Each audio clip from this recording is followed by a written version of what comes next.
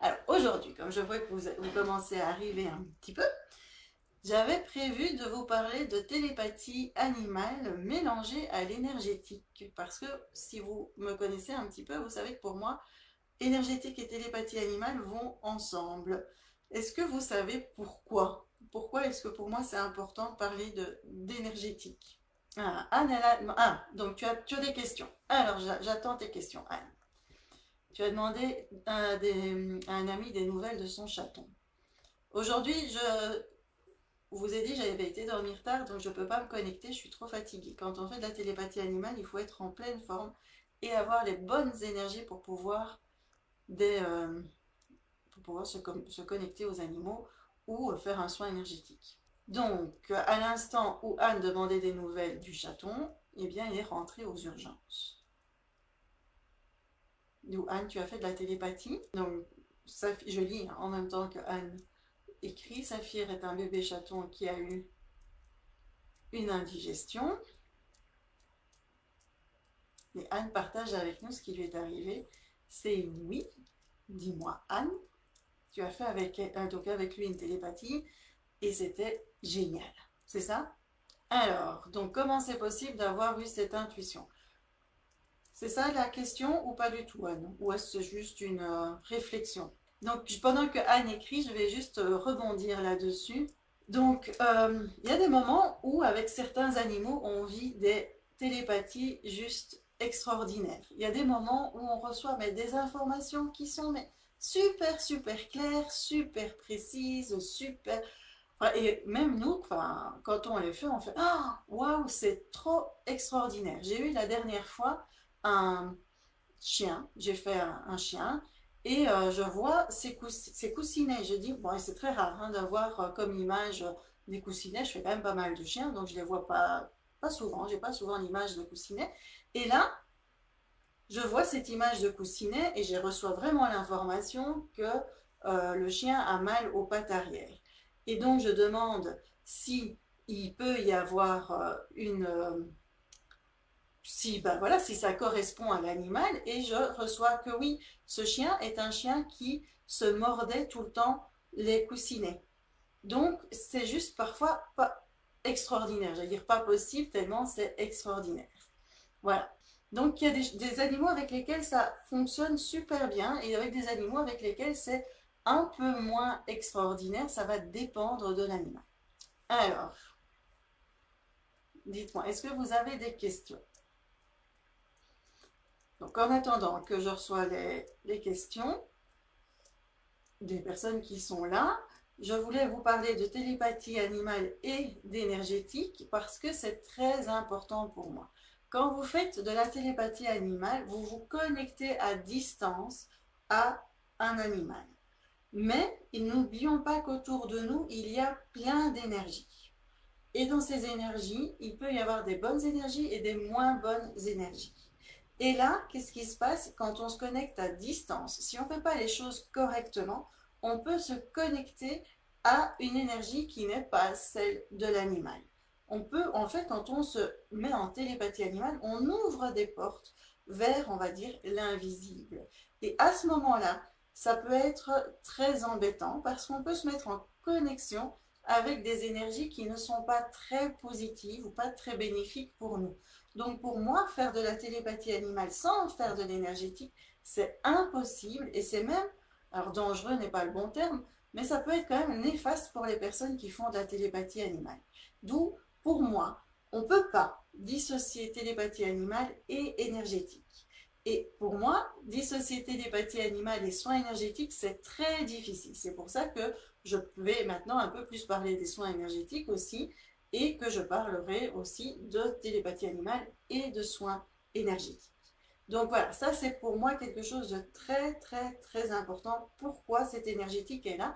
Et ce sont des choses que vous ne retrouvez pas toujours ailleurs, cette partie énergétique.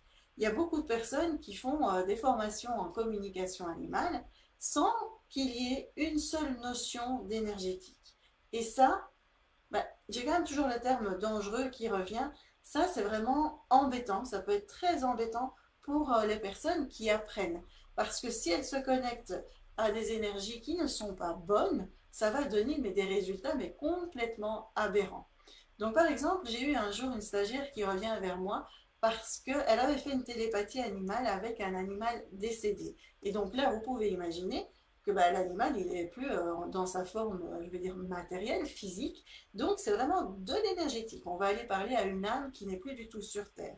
Et elle revient vers moi en disant, bah, c'est étrange, l'animal veut qu'on aille répandre ses cendres dans l'Égypte, en Égypte, à tel endroit, dans telle ville, dans tel temple, etc. Et ça, quand on a ce genre de résultat, c'est très clair. On n'est pas en connexion avec la bonne âme. On est en connexion avec on ne sait pas très bien quoi, et ce on ne sait pas très bien quoi joue avec nos pieds.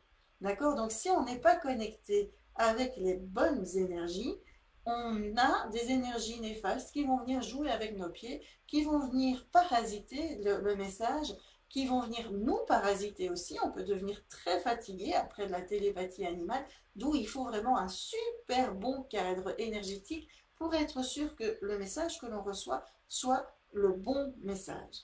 Et là, on vit des choses géniales comme Anne a vécu avec ce chaton.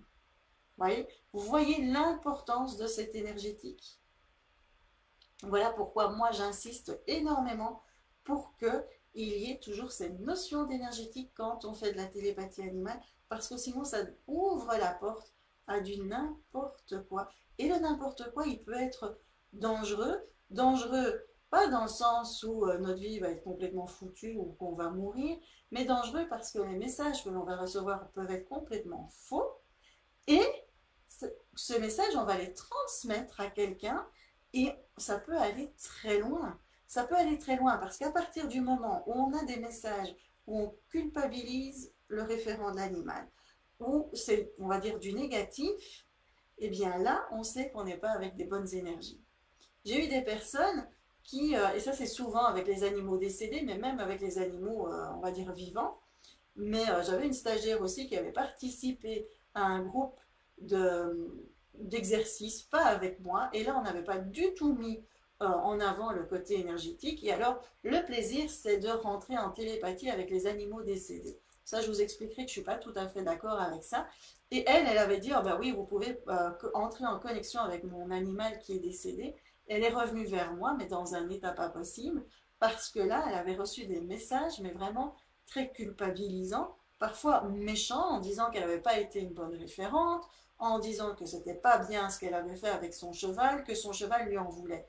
Et ça, quand on a des choses comme ça, on doit se dire qu'il y a quelque chose qui cloche dans le message, parce qu'un animal, quand qu'il soit décédé ou qu'il est vivant, il est très, très, très, très rarement dans les négatifs, très rarement dans les, comment je veux dire, dans les reproches. D'accord? Et donc, si on ne fait pas de l'énergétique, on va recevoir des messages qui ne ressemblent à rien, que l'on va transmettre à quelqu'un, de bonne foi, on va dire, et ce message, il peut faire mal à la personne qui va le recevoir. D'accord? D'où voilà pourquoi moi, je mets tout le temps de l'énergétique et chez moi, c'est important que cette énergétique existe. Et ça peut ne pas plaire à tout le monde, mais pour moi, c'est quelque chose d'indissociable. Et je ne pourrai jamais vous donner des informations s'il n'y a pas ce côté énergétique derrière. D'où là, à partir, comme je commence à faire quelques lives de plus en plus, on mettra la partie énergétique en avant aussi, et pas que la partie télépathie animale, comme ça tout le monde s'y retrouvera. Est-ce que ça c'est clair pour vous? Alors, l'énergétique, ce n'est pas se recentrer, donc c'est une très bonne question. Animal, l'énergétique, c'est pas se recentrer. L'énergétique, pour moi, et je vous ai fait aussi une vidéo YouTube là-dessus qui sortira dans quelques semaines.